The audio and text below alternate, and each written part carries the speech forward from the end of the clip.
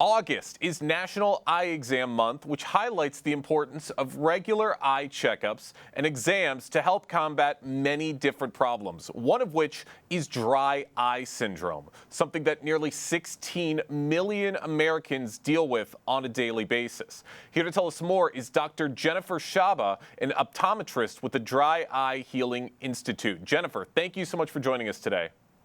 Thank you for having me. I appreciate it. Absolutely. Now, I have certainly been to my fair share of optometrists in my day, and I'm very, very curious to hear about what dry eye is and how it can differ from dry eye syndrome. That's a great question because I do often encounter that, and it's important to recognize the differences to know how serious your condition is versus somebody else's that you're feeling. So honestly, dry eye is just when your eyes don't make enough tears or your tears dry up too fast. Dry eye syndrome is more like it's a long-term condition where the dryness becomes more frequent and bothersome. Okay, and what would you say are some of the most common causes or contributing factors to dry eye today? Too much screen time, what we're doing right now. People are being on their phones too much, on the computer, watching TV, kind of engaging more in social media. That takes away the time that we're blinking. So we're not blinking often because we're so focused. Or if you're reading for a long time, aging, the more birthdays we have, we do tend to get more dryness because we are on certain medications, or just people that are on certain medications in general. Being part of dry environments, being indoors a lot, even just contact lens use can bother some. Interesting. So it sounds like a lot of continuous prolonged use is a lot of the factors that come into play. How can someone tell the difference between a possible normal eye fatigue and someone with a more serious case of dry eye syndrome? Good question. Like tired eyes, honestly, they should feel better after you rest. But when you have dry eye syndrome, the eyes feel dry, gritty, even burn with rest, and it happens more often. That's how you can kind of tell. If you're well rested, your eyes should feel good. Okay, and that's good, and that's obviously good for everybody to take into consideration. What are some of the long-term risks, would you say, of leaving dry eye untreated? Do you think it could lead to permanent damage? Not initially, but a lot of dry eye is sometimes you can't feel what's going on until it's pretty bad. So you don't want to reach to that stage. And so if left untreated, you can get infections like styes can happen often, blurred vision, and honestly, like damage to the ocular surface over time. Okay, and as you said that there are particular lifestyle factors like screen time, environment, medications that can cause some of these symptoms, what would you say is possibly some advice to maybe help lower some of those, to help get rid of some of those factors, would you say? Limiting your screen time as much as you can, blinking less, wearing glasses instead of contact lenses if you're going to be on a computer for a long time. Smoking can affect it, so calming down on that area and trying to find other ways instead of smoking. Having a humidifier would be great because dry air, we're indoors a lot, heat's running, air conditioning's running.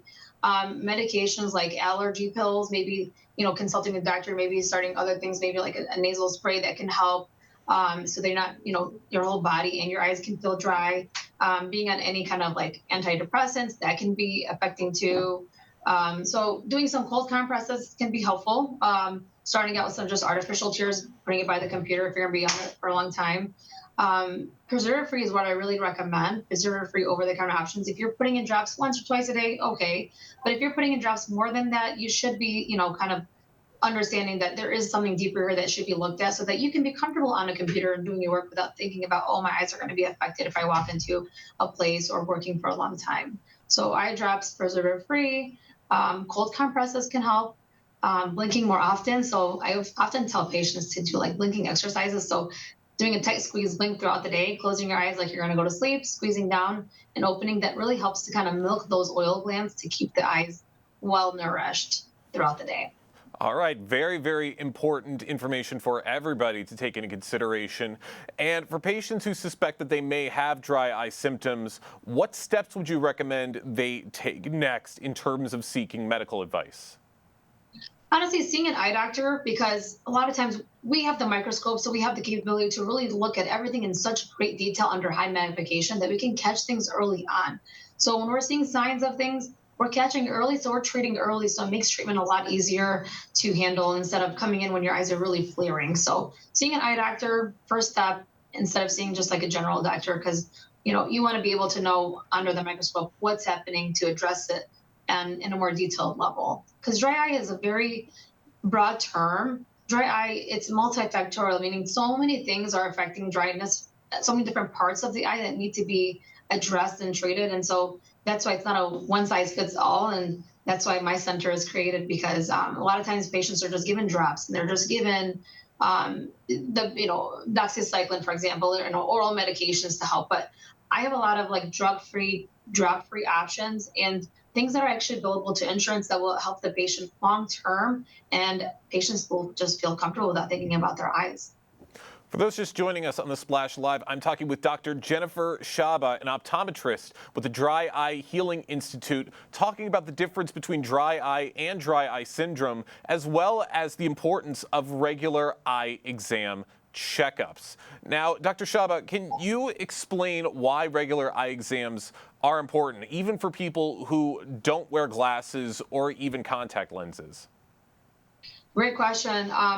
Even if you don't feel something wrong with your eyes, right? It's important to get an eye exam because a lot of hidden problems you can catch early. A lot of things you don't feel, like glaucoma, if you're a kind of pre-diabetic.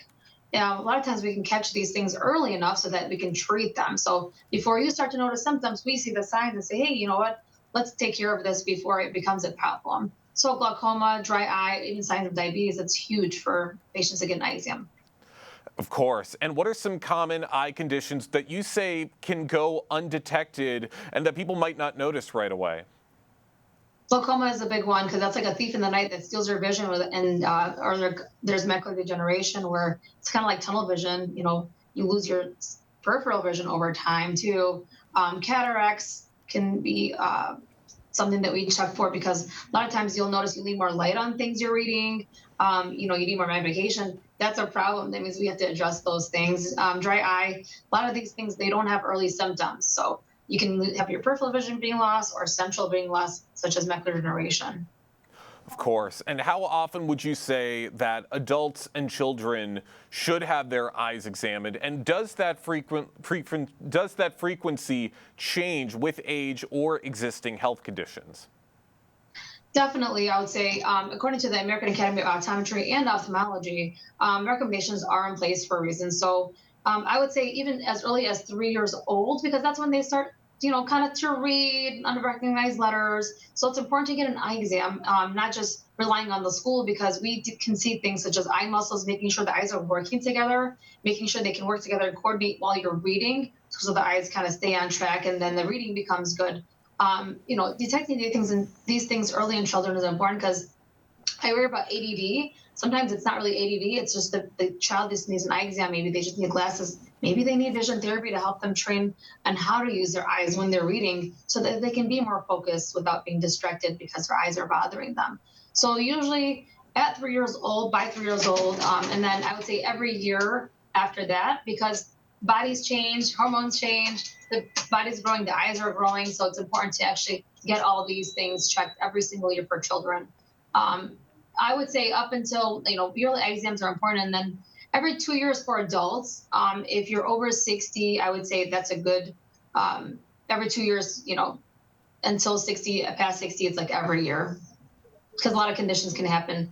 The more birthdays we have, again, diabetes, high blood pressure, strokes of the eye, we can catch things so early. All right, great information for everybody to take into consideration. We really appreciate the conversation, Dr. Shaba. Last question before we wrap things up. Are there any resources where people can go to learn a little bit more information about dry eye syndrome and about things that maybe they need to keep into consideration before they start making those checkups? I actually have a lot of things on my website. It's called healingdryeye.com. I definitely keep that updated with the latest and greatest about the research, what people can do, what to look out for. Good credible sources. Honestly, just seeing your eye doctor and not relying on Google, because it's important for the doctor to relate to you what's important to you versus you going online and kind of driving yourself a little crazy with not knowing versus worrying about something that you know about.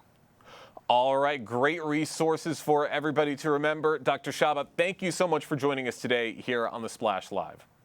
Thank you for having me. Have a great day.